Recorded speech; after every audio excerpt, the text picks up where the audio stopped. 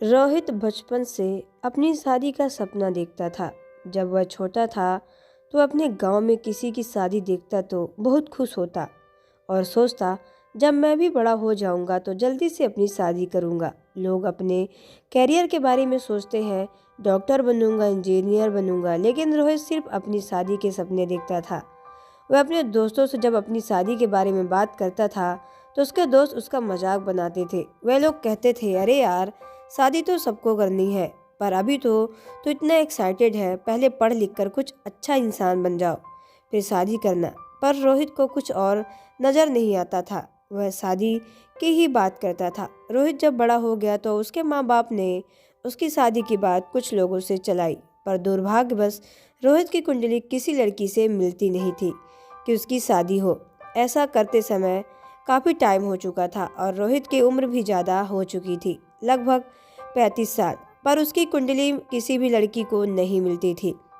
मानो उसकी किस्मत में शादी लिखी ही ना हो। रोहित के घर वाले भी रोहित की शादी को लेकर परेशान थे, क्योंकि रोहित घर का इकलौता बेटा भी था और उसकी उम्र भी काफ़ी हो चुकी थी।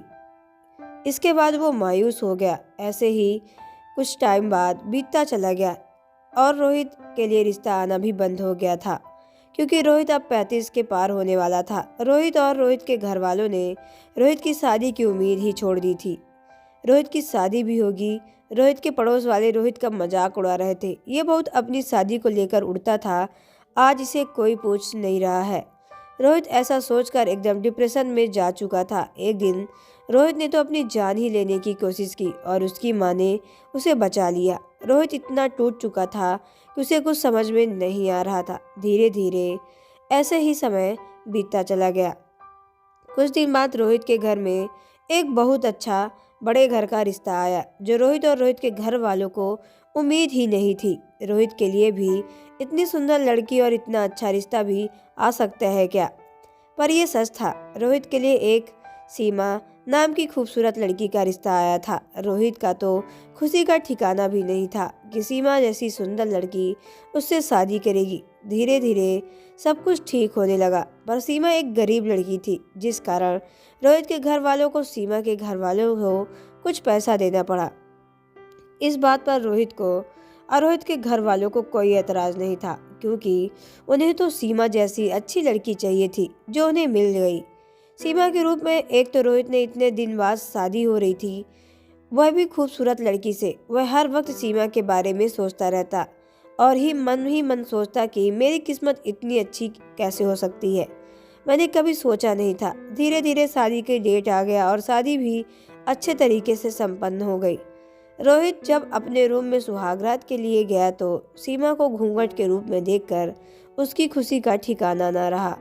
पर जब उसके सीमा का घूंघट उठाया तो सीमा की जगह पर एक लड़का था। रोहित उस लड़के को देखकर एकदम सन्न हो गया कि ये क्या हो गया है, और रोने भी लगा। वह सोच रहा था कि मेरी इज्जत तो मिट्टी में मिल गई। अभी तक तो मेरी शादी ही नहीं हो रही थी, जब हुई तो एक लड़के से, अब मैं जी के क्या करूँगा। रोहित तुरंत अपना सिर एक दीवार पर पटकने लगा। तभी उस लड़के ने रोहित से कहा, आप ऐसा क्यों कर रहे हो?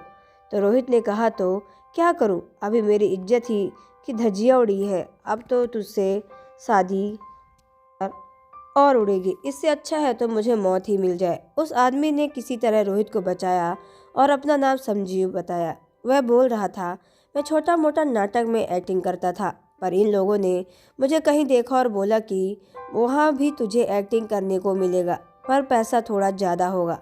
तो मुझे पैसों की ज़रूरत थी, तो इन लोगों के साथ काम करने को आ गया। इन लोगों ने कहा, एक्टिंग में तुझे स्वादी का रोल करना है और जब सुहागरात की बारी आए तो किसी तरह खिड़की के दरवाजे से निकल जाना। मुझे भी पैसों की ज़रूरत थी, तो मैंने काम करने को तैयार हो गया।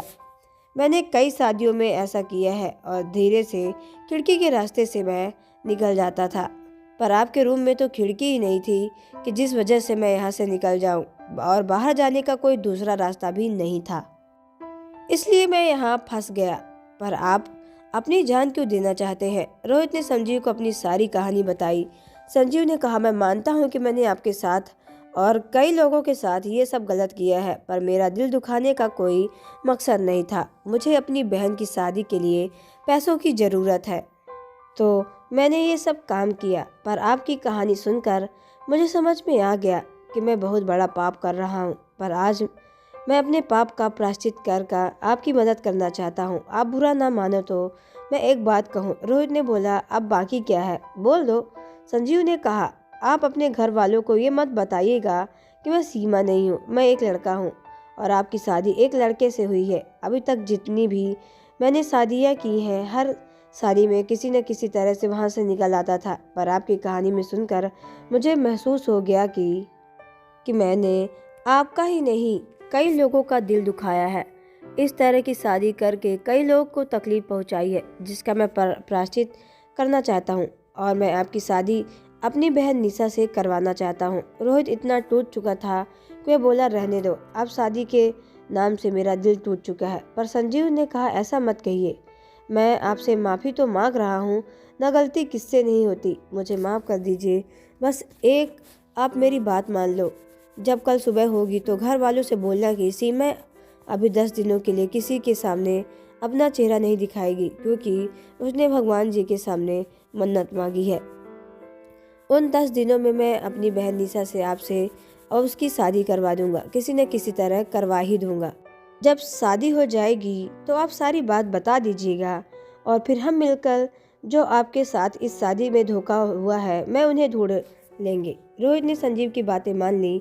ऐसे ही किसी तरह 10 दिन गुजर गए। संजीव ने अपनी बहन निशा को रोहित से मिलवाया। निशा सीमा से कई गुना खूबसूरत थी और एक संस्कारी लड़की भी थी। दोनों की शादी न चाहते हुए भी एक मंदिर में हुई, क्योंकि रोहित की पहले ही इतनी इज्जत की धज्जियां उड़ चुकी थी कि रोहित को अब कोई इच्छा नहीं थी और घर वालों से भी तो छुपाना था। निशा और रोहित जब शादी के जोड़े पहनकर अपने घर आए तो घर वालों ने पूछा, अरे सीमा, कहाँ, ये कौन है? तभी रोहित ने घर वालों को सारी कहानी बताई।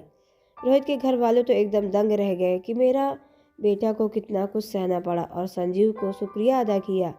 संजीव और रोहित दोनों मिलकर उस शादी को कराने वाले गिरोह का पता लगाना शुरू कर दिया। दिन बाद उन लोगों का पता चल गया और पता चला कि वह शादी कराने का फ्रॉड है।